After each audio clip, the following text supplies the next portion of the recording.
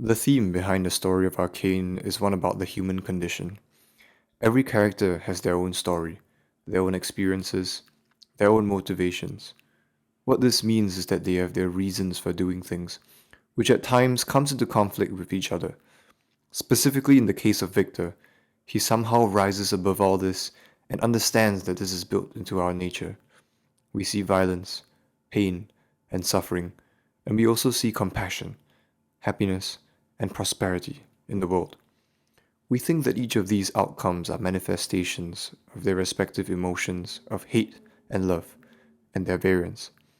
But Victor realizes that these two emotions are not the cause of separate outcomes, but are instead one underlying emotion, which is the motivation for all our actions: justice.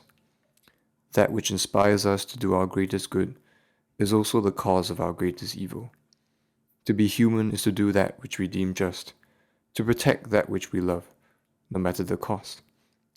Therefore, as long as there is the capacity to love, there will always be the capacity for good and evil simultaneously. Good and evil are thus two sides of the same coin, the coin of love. To remove evil is to remove love, and vice versa. There is no one-sided coin. So what does Victor do in light of this revelation? Now that we have established the inevitable folly of the human condition, what is there left to do? His answer is to eliminate said condition, to remove the coin entirely and strip humanity of the condition, to take control of it all and bring peace.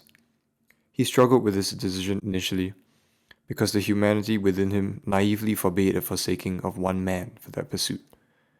But once that man was no longer of concern, he made up his mind.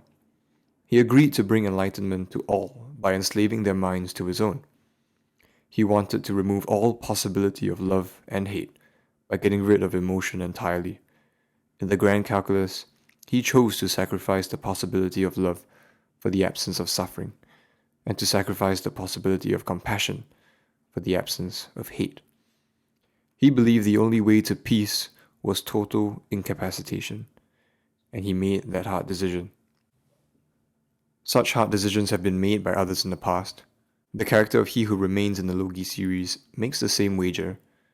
He isolated the sacred timeline to stop a bloody multiversal war from happening, but at the expense of free will. His whole operation was to prune or get rid of any variants that deviated from the path which would result in the sacred timeline, effectively putting his enlightened self as the author of fate, and removing any possibility of freedom to ensure a grand form of peace. Even in Marvel's What If series, Infinity Ultron attempts to do the same thing by killing all life in the universe for peace. Their hard decision was again to the effect of sacrificing the possibility of love for the absence of suffering. This kind of thinking rears its head in the real world too, understandably because fiction mimics reality. Dictators and authoritarian leaders see what they deem is wrong with the world, and conclude that if only they held the strings of society, then would prosperity, flourishing, and the elimination of suffering come about. Their hard decision is to sacrifice freedom for the greater good. Someone needs to do what's best for all of us, they say. If only everyone saw my enlightened perspective and lived as I did, then would there finally be peace, they say.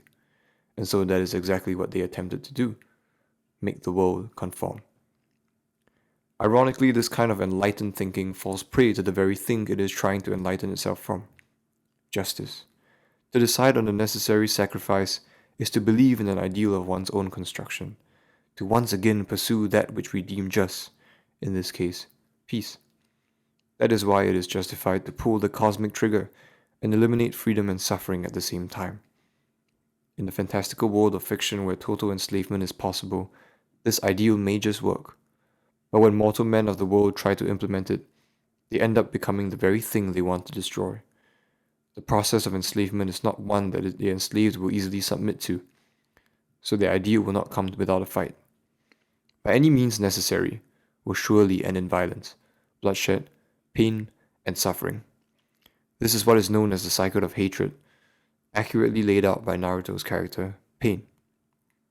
The tendency of man to observe the suffering around him and be deluded into thinking that he could solve it, if only people did as he did, and then inadvertently contributing to the suffering in the world when he tries to achieve it. If this ideal doesn't work out in the world of fiction, what more in reality? In the story of Arcane, the narrative doesn't end with Victor's ideal coming to fruition. Instead, Victor has a second revelation, after having achieved his goal. In the dystopian future of a ruined Piltover, future Victor tells past Jace what he had learned. I thought I could bring an end to the world's suffering, but when every equation was solved, all that remained was fields of dreamless solitude. There is no prize to perfection, only an end to pursuit. In short, this new Victor realized that after he had crossed the finish line, there was nothing left for him to do. He found himself in a world of meaninglessness. You see, what he did not factor into his solution for peace was that in eliminating love and suffering, he also sacrificed purpose. The struggle, the wrestling, the striving, the pursuit of what one cannot possess. That is what he had lost, and that is what gives meaning to life. The very same characters I mentioned before all obtained their goal to some degree, and arrived at similar conclusions. He who remains grew weary of governing the sacred timeline, and wanted to pass on the mantle. Ultron, having annihilated all life in the universe, did not know what to do, at least until he found out about other universes. The realization nearly broke the machine. With his mission complete, Ultron was now just a program without a purpose, a victor without a war, sentenced to spend all of eternity alone. It appears that the fate of those who achieve their goal to end all goals also find themselves in a meaningless void. This revelation points to an intrinsic property that emerges from the human condition of justice, which is purpose. It is the act of striving for ideals that we love, which makes life worth living. Victor's story ends with the return to the human condition. His final decision was to plant the seeds that would eventually prevent himself from ever attaining that goal.